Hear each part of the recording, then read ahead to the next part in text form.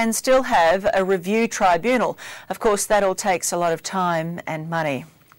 Well, now for a change of pace. Ever wondered why the world's most celebrated chefs are men, while women usually rule the kitchen at home? So did we, but there's a revolution underway, which can't be all bad. When the dinner hour at home is treated with a certain amount of graciousness and ceremony, it can be memorable. The good old days. This is better.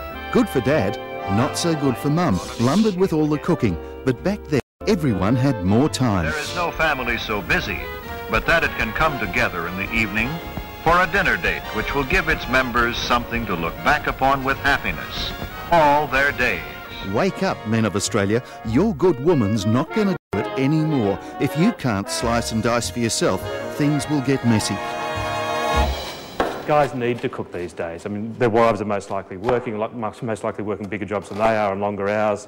The days of coming home and having sort of dinner on the table and the kids' homework done in the bath and out, I think are long gone. Kim Tarakis is a liberator of men. His simple recipes for buffy blokes put an end to kitchen catastrophes. He's tried to cook an egg in one of these. Welcome everybody to yet another Boys Cook. His weekend cooking classes for culinary klutzes leave them eating out of his hand with gratitude. We're going to do a couple of really simple dishes to start and then a couple of spicier dishes later on. We meet guys who are afraid of cooking all the time. You see guys who've been bought vouchers by their wives or girlfriends when they walk in the door like they're going for root canal therapy, and sort of give them a beer, sit them down and sort of everything's fine a couple of minutes later. Did someone say beer?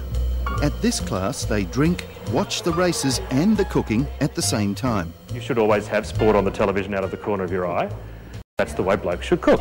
Then they eat the spoils, and it all seems so natural. Why? Because Kim knows the way we men think. Now this is a dish that because blokes cook for certain occasions, like when they're watching the footy, when they've got a hangover, when they're trying to seduce somebody, for all the different chapters of their lives. When later on when they're cooking with their kids, or they're having a dinner party, or school nights, or whatever it might be. For instance, food for a hot date. Kim's secret weapon is a deceptively simple raspberry souffle that melts in the mouth and guarantees to melt her heart. One guy comes to the classes, reckons he's 3 out of 3 with the raspberry souffle, and I mortally offended him by saying same girl. No, different ones every time. He's even got a fix for the dreaded mega hangover. Personally, I'd go out for yum chow or something, but if you're too crook to leave the house, we've got recipes in there. We've got the daggiest recipe in the world with baked eggs and onions with breadcrumbs on it. It'll cure anything. You know, if a man can go into the kitchen and cook, he's a champion, so why not? I'm here to save myself money because I've been wasting it on takeaway and restaurant food. I couldn't turn on the stove before I came in. What can you do now? I could do everything. Really? Everything. Then you want some flat leaf parsley. But the real eye-openers here are the women who relish his recipes, including ladies who've eaten at the best restaurants in the world. No names, of course. It's the best afternoon, Saturday afternoon you could have, really. It's just wonderful. Well, I have to say the reason I come here is because there's cute 30-something boys to meet that are interested in cooking. So the flavour is extraordinary, yeah? In the grand tradition of Gordon Ramsay and Jamie Oliver, Kim Tarakis is firing up appetites. Not too long ago, they might have been labelled sissies. Not anymore.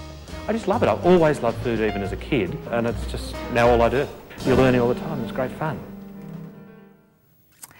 It's a great idea, and for more information on that story, including the closest cooking schools to you, just visit our website. Well, what's in a name? Apparently quite a bit if you're a huge multinational with a reputation you're trying to protect. And with corporate lawyers on call, it seems the big end of town is more than willing to use a hammer to crack a nut. Ruthless and greedy. I think that sums it up. It's another multinational bashing an Aussie battler. If they want to pursue this, well, there's no way I can fight, you know, a big bully bank. I don't have the resources or the funds. Citigroup, which operates as Citibank, is suing Nala Perkins because they say she's stolen their name. Chris, this is our logo. This is our colours. As you can see, it doesn't have any resemblance, I don't believe, to Citibank. Welcome to Citicorp Group. How can I help you? Nala registered her business 4 years ago and claims she didn't know Citigroup used to use that name 10 years ago. We've never inferred or advertised or said that we're anything to do with Citibank.